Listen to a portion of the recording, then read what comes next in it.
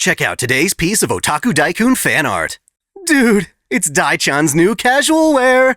I love having a female avatar I can dress up, and I absolutely love this fan art. Thank you, Kirei.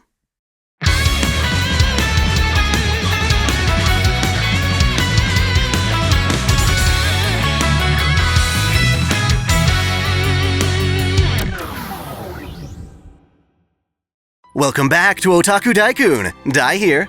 Guys, it's finally here. The Lostbelts.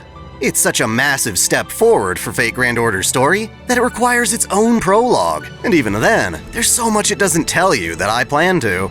Again, the focus of these videos isn't just to recap the events of the story, but also to present them in a clear and concise fashion that lays all the facts out in an order to be better understood.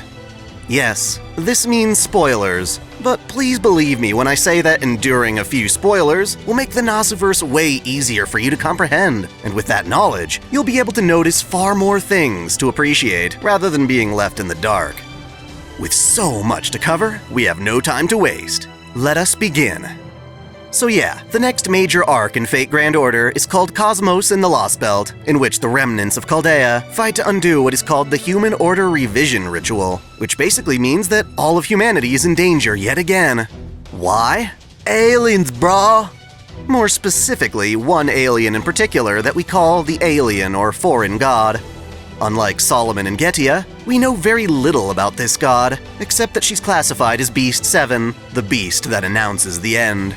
During the Solomon Singularity, Gilgamesh mentioned that alongside the appearance of Getia, or Beast 1, the Beast of the End would also descend upon humanity. I'll admit I'm not sure what that means, but it seems to imply that this alien god has some connection to Getia.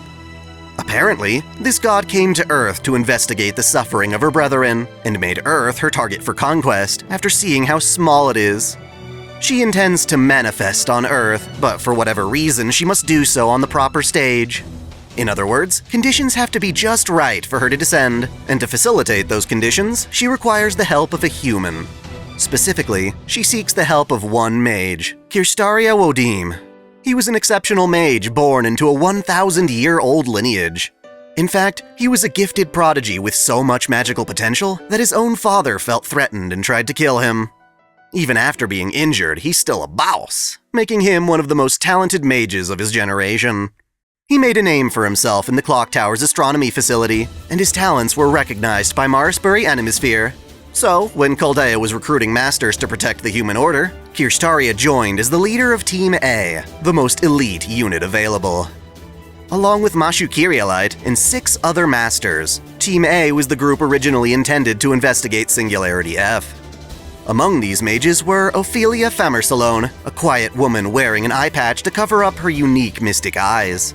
Hinako Akta, a mysterious introvert who preferred reading to human contact. Scandinavia Peperoncino, a flamboyant freelance mage. Beryl Gut, a murderer despised by the Clock Tower. Daebit Sem Void, a mage recognized for his talent despite being expelled from the Clock Tower. And Kadak Zemlipus, an otherwise ordinary mage with a strong compatibility for ray shifting.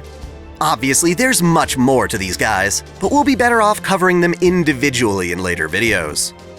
Even though these mages were a rather suspicious group, they made a surprisingly great team, and were all set to protect the human order.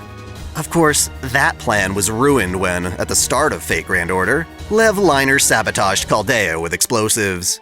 Recall that, at that moment, all of the master candidates were in their coffins prepared for ray shift, minus Ritsuka, and as such were injured in the explosion. In order to save them, the masters were cryogenically frozen in their coffins, only to be thawed out alongside reinforcements from the outside world. Sadly, Team A had the worst of it, as they were on the verge of death inside their coffins.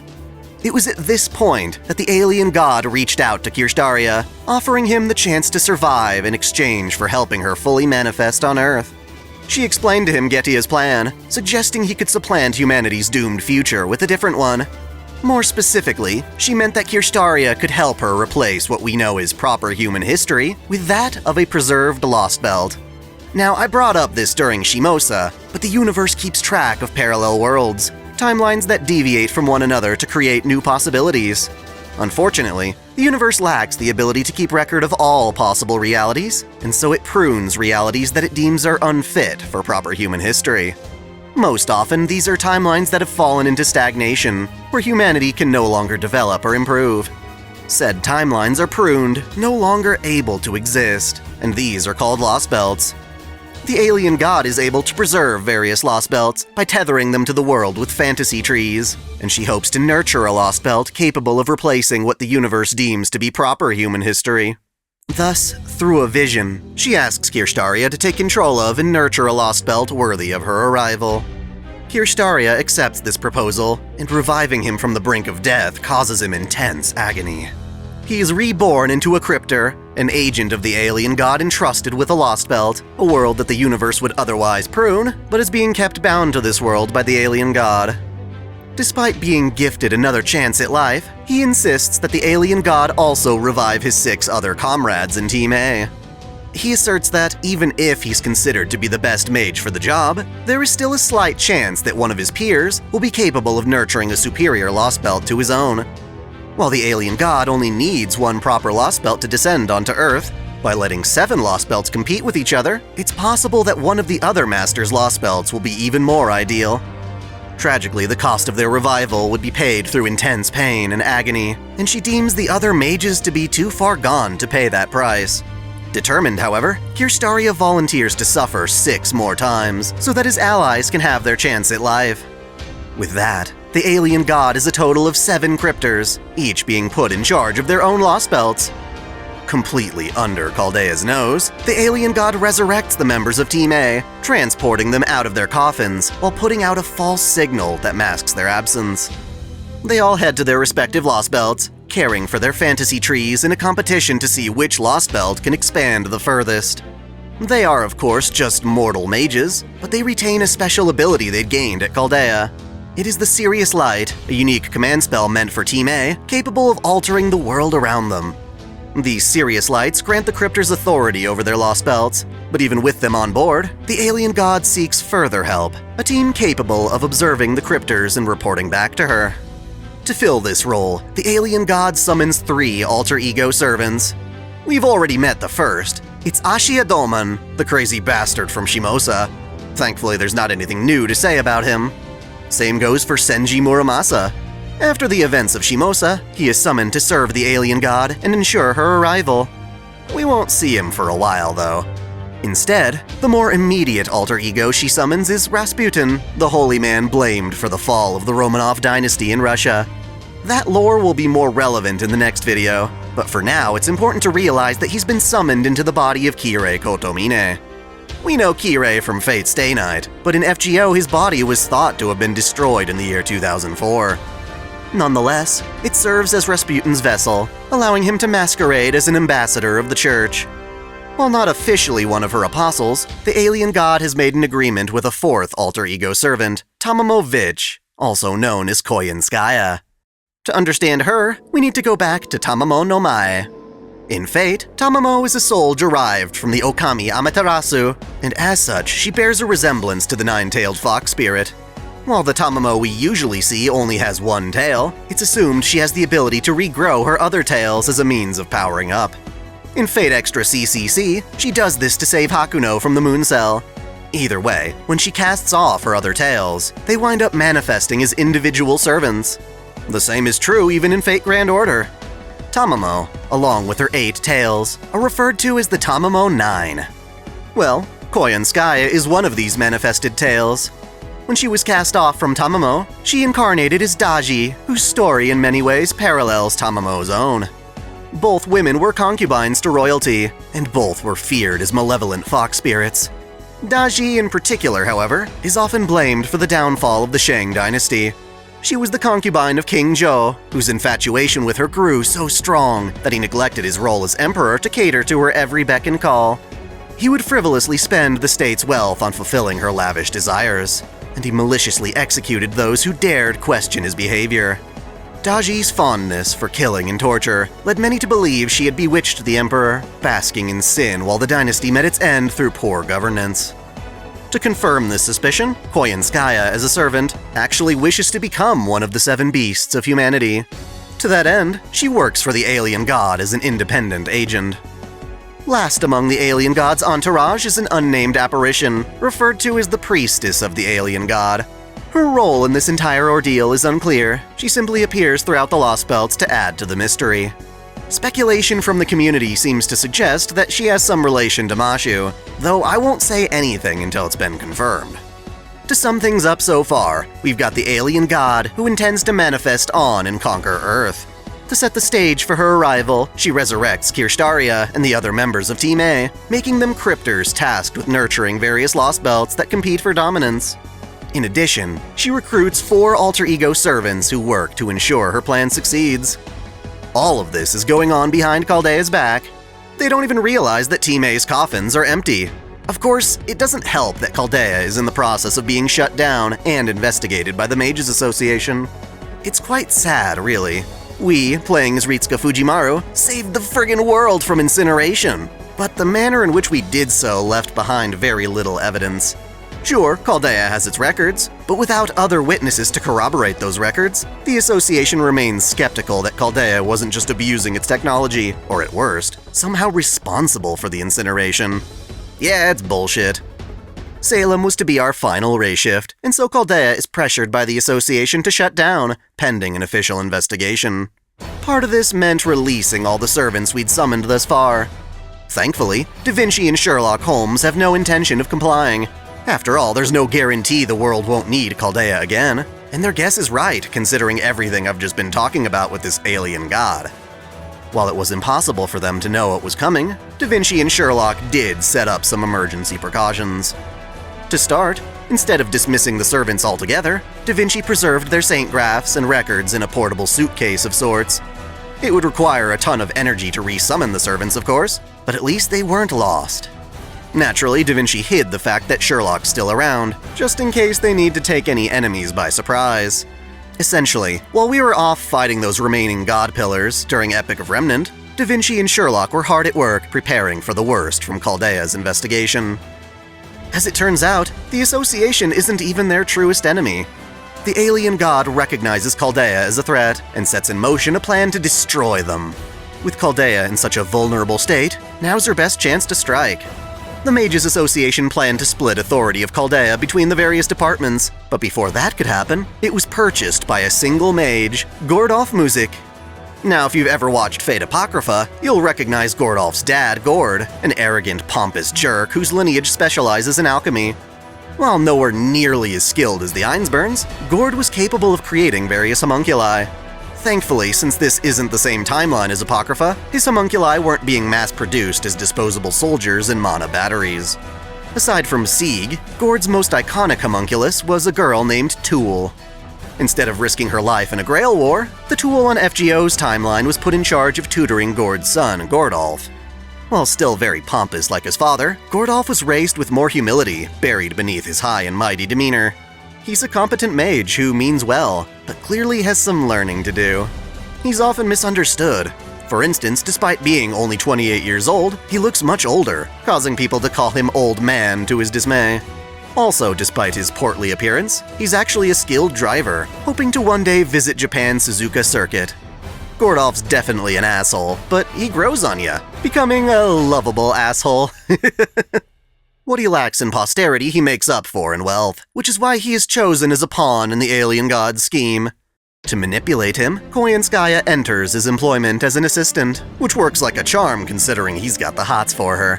I don't blame him either. That said, thinking with his dick makes him all the easier to steer. Because of this, it was actually Koyanskaya who encouraged him to buy Chaldea in the first place. She even assassinated his other financial competitors.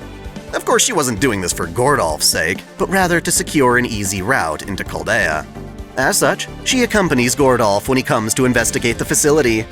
As a representative of the church, Rasputin Kirei also tags along. Naive to it all, Gordolf plays right into their hands, foolishly having Da Vinci, Mashu, Ritsuka, and a small handful of remaining Chaldea employees detained for the inspection. This includes Jingle Abel Munier, the horny sap who helped Astolfo and Daon sneak into Agartha like a man of culture. He'll be with us for the long haul. While we're locked up and interrogated, Koyanskaya searches the facility for the suitcase Da Vinci used to store Chaldea's servants. Kirei, like the twat he is, taunts us in the jail cell, telling us all of our efforts thus far have been for naught. Obviously, he knows what's about to happen, but we don't. At the same time, Gordolf unfreezes 39 of the Frozen Masters and releases them before moving on to the members of Team A. He requests Da Vinci's aid, and the moment he opens the coffins, we find out they're empty. All hell breaks loose. As it turns out, the first Lostbelt we encounter is the Russian Lostbelt, ruled over by Ivan the Terrible. Its crypter is Cadix Zemlopis, arguably the weakest of Team A. His servant is Anastasia, the daughter of the Russian Empire's last Tsar, a girl who was tragically killed by firing squad. As a servant, she leads an assault on Chaldea, using her bond with the Spirit V to freeze entire sections of the facility in ice. She is accompanied by the Oprichniki, Ivan the Terrible's ruthless royal guards. Historically, they would ride upon horses strewn with the severed heads of dogs, as a sign of authority, vowing to strike down the Tsar's enemies like dogs. Here, they are the product of a noble phantasm created from Ivan the Terrible's dreams, swarming Chaldea in an army of undead soldiers. They occupy the facility and eventually break into the cell holding Ritska and the others. Without a servant's power, we stand no chance against them. The closest defense we have is Mashu, but ever since she was saved by foe during the Solomon Singularity, she's been unable to fully access Galahad's powers. With the help of a command seal, she can be forced into servant form, but at a great cost to her body. Even then, she can only use a small fraction of her former strength. Nonetheless, we are left with no choice, and Mashu takes to the battlefield to protect us. She does her best to hold out, but when more Oprichniki show up, we're screwed. Thankfully, Sherlock shows up in time to shine some light and perform some baritsu. Chaldea has become a bloodbath, so Sherlock advises us to head to the hangar. Of course, we're not about to flee without our beloved Da Vinci, so Sherlock escorts the surviving staff, while Ritska and Mashu sneak past the command room from behind. In Da Vinci's workshop, she shows us the graph containing our servants. She didn't really need our help, but it's a good thing we went anyway, because on our way back, we hear a distress signal from Gordolf. His own private militia has been wiped out, and while he can fend off a few of the Oprichniki, he won't last much longer. We consider abandoning him, but as he cries for help, we're reminded of Olga as she was dragged to her death by Lev. Not wanting the same tragedy to repeat itself, we once again step into danger. We save his ass, and like an ungrateful swine, he berates us. Whatever. He's alive and that makes Mashu happy, so it makes me happy. At last, we sprint toward the hangar. Sherlock is standing by inside a storage container. With everyone inside, he intends to eject the container and escape by sliding down the snowy cliffside. We almost make it, but at the very last moment, that son of a bitch Kirei shows up and stabs Da Vinci right through the heart. Mark my words, I'll get you for that. Nobody hurts a waifu and gets away with it. Nobody! Da Vinci ain't going down without a fight. She grabs Kirei's arm, pulls him in, and keeps him trapped while we retrieve the servant graph. This buys us enough time to get in the container and plunge down the mountain. It looks like we're about to make a clean getaway, until Koyanskaya goes all spec ops on our asses. With a friggin' sniper rifle, she shoots the container with enough force to make it explode. Things are looking grim, but Da Vinci and Sherlock failed to tell us that this humble shipping container is more than meets the eye. What we're actually escaping in is a vehicle they'd made called the Shadow Border. Thank goodness we have two of history's brightest minds on our side. The Shadow Border is a tank, kinda like the badass one the Marines use in Aliens. It was designed using abandoned tech from Chaldea and the Atlas organization, which Holmes learned about when viewing Tri-Hermes back in Camelot. While it lacks its own weapons, it is a defensive powerhouse. Da Vinci worked with Paracelsus and Nitocris to give the thing a multi-threaded barrier on par with barriers from the Age of Gods. In addition, it can also camouflage itself when needed. Of course, the best part of the Shadow Border is that it comes with its own Da Vinci-chan. No joke. Da Vinci, being a brilliant inventor, built a backup body for herself. She's effectively Kirei-proof. As soon as her old body died, she reawakened in this newer, younger one. After all, why covet the lolly when you can be the lolly? Da Vinci-chan serves as the border's primary pilot and navigator, controlling the vehicle from a pod in its computer room, just like Melfina from Outlaw Star, except with more clothes. So yes, we escape, throwing off Koyanskaya and Rasputin, who neither accounted for Sherlock nor the border. However, it's come at a cost. While we're driving away through the Antarctic snow, Caldea's core is completely frozen by Anastasia's magecraft. With this, the alien god makes her next move, covering the entire planet with a dome of branches and allowing the fantasy trees to take root. They begin to annihilate all of humanity while rewriting the planet's texture to become a world of white. Beyond the shadow border, the entire world is effectively wiped clean, leaving only the Lostbelts existing across the map surrounded by powerful barriers generated by their trees. In time, the strongest Lostbelt will engulf the world, overriding history as we know it. Kirei broadcasts this declaration of war against Caldea's paltry survivors. As if that weren't bad enough, we're quickly left with nowhere to run. We're surrounded by a wave of Aprichniki, and we can't simply charge through. The border's strong, but not that strong. With no other option, Sherlock recommends we make use of the shadow border's most important function, the zero sail, imaginary number dive. Now, we haven't spoken about imaginary number space much until now, but just like the world has a reverse side, there's also another reality that serves as a sort of endless sea of empty or void data. It gets more attention in Fate Extra, but FGO makes it clear this space exists outside of the moon cell. While it's not exactly safe, it is possible to travel between normal and void space, and the shadow border can do this to escape the Aprichniki. The Atlas organization invented a device called the Paper Moon, which could navigate void space, and with Sherlock's help, the border can use the Paper Moon to split matter into spiritrons and send it between realities. In some sense, it is a more dangerous form of ray shifting, and it's the only way for the border to breach past a Lostbelt's protective vortex. With a sense of adventure, we initiate the zero sail with only an estimated 30% chance of success. It's either that or be killed by the Aprichniki. The prologue ends with the border entering void space, and in the next chapter it'll emerge in the middle of Russia's frozen hellscape. This Lostbelt, while providing Ritska's team a moment of reprieve, is anything but a picnic. Perhaps I should say it is in a picnic?